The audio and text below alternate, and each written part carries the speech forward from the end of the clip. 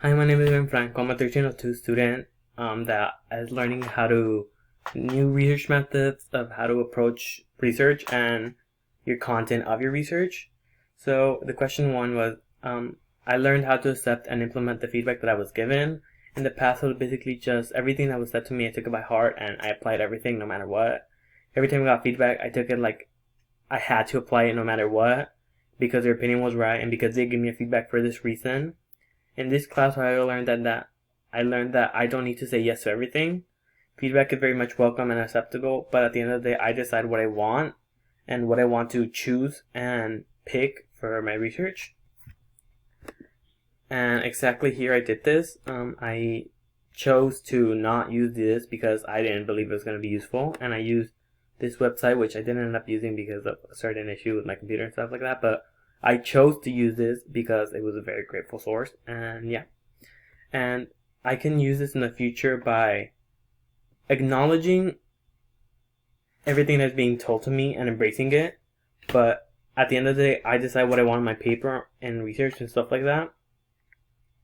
So I can decide if I want to take stuff off my paper or not, because I can welcome my feedback, but that doesn't mean I have to accept all of it.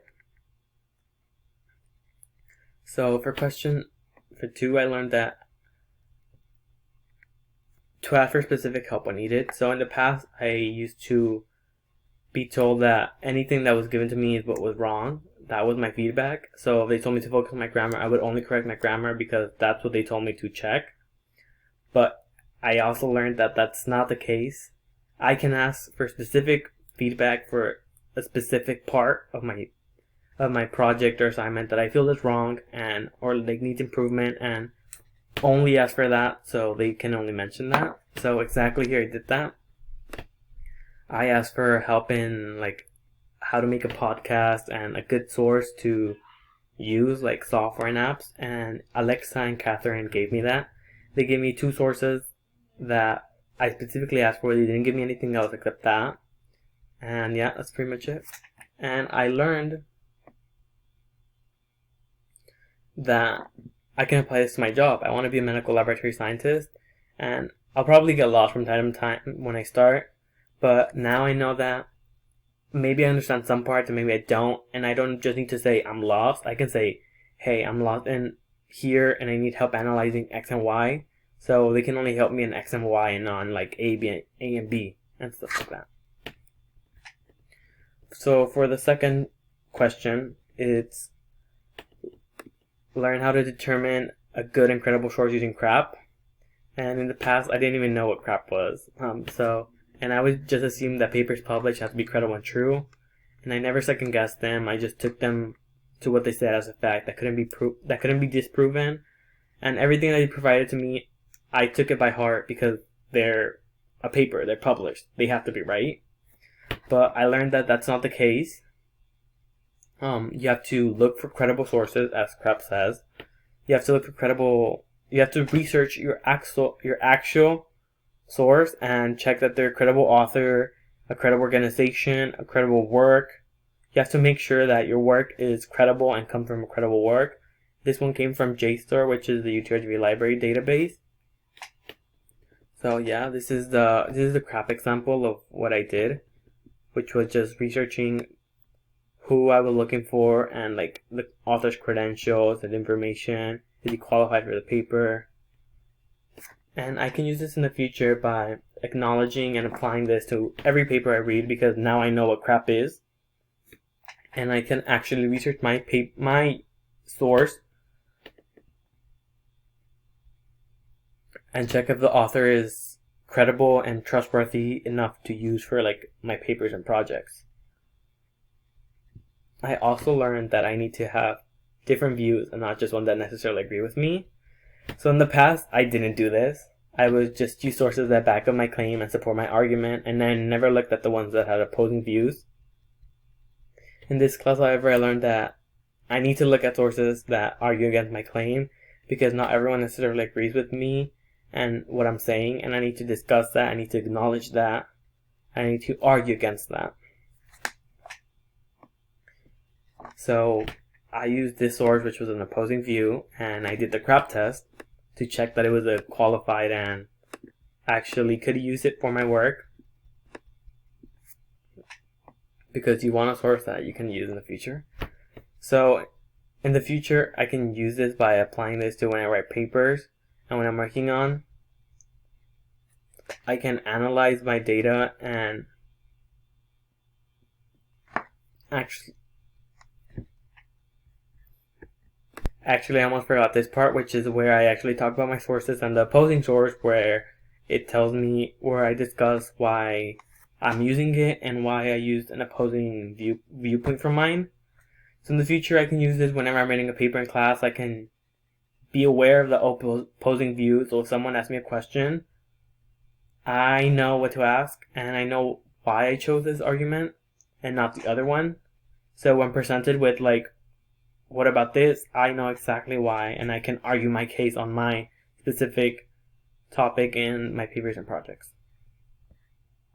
So actually continuing on this, on question 3, I learned that we need sources that are arguing against our claims because they have different views. And in the past I learned that I didn't use this because I just didn't believe it was helpful for my source and my project. But in this class I learned that that's not the case, because not everyone agrees with me. There's just not one point of view in the whole world. I actually will get help when I use these sources and like back up my claim. So a good example would be this, which I do that. I exactly argue why I use the source and this opposing viewpoint for mine, and I analyze it and I talk about why I chose my stance in the topic. So in the future, I can use this to acknowledge I can acknowledge the opposing view, and it will make my paper easier to write, in my opinion, because I already know both points and I can talk about them quicker and have two sources to back up each one, and I can just side with one, which the one I think is right or the one that I believe in, and it would just make my viewpoint much easier and clearer in my sources. I also learned about finding gaps in our sources and being critical about them. So in the past, I didn't even know what a gap was. I believed that all my sources were right because they were talking about the subject that I wanted to. So I just assumed that my sources were right and were not missing anything. But in this class, I learned that what a gap was, and that almost every source has one. They don't cover all these specific areas, and there's many possibilities and outcomes that aren't talked about, and our topics aren't as broad as we think they are. They focus on a certain area or demographic in our topic. And in this video I talk about the gaps exactly, and the gap for each one and what it was. And here it was that minorities get like distracted, and minorities get generalized in comic books, and even in my source they get lumped all together, like Latin America got all generalized, and all the Jewish characters got generalized. So yeah. And in the future, I can use this knowledge to analyze and search for the gap in my future sources now that I know what the gap is and I can actually look for it.